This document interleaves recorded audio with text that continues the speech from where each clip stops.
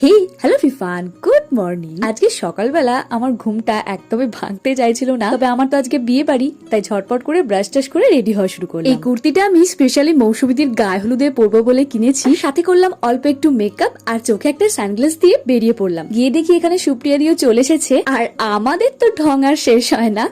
যাই হোক, তো এখানে মৌসুমীদির গায়ে হলুদ শুরু হয়ে গেছে, আর এখন ওকে নিয়ে সবাই মিলে যাচ্ছে পুকুরে স্নান করাতে। দেখতেই পাচ্ছ একদম সামনেই পুকুর। আমরা আর গেলাম না, কারণ ব্রেকফাস্ট আজকে স্কিপ করে যাতে প্রচন্ড এখন খিদে পেয়েছে। বসে পড়েছে এখানে সবাই মিলে লাঞ্চ করতে। পাতে গরম গরম ভাতের সাথে মাছের মাথা দিয়ে শাকটা যা হয়েছিল না, দারুণ। আমি তো দুবার নিয়েছি, চেটে পুটে খেয়েছি।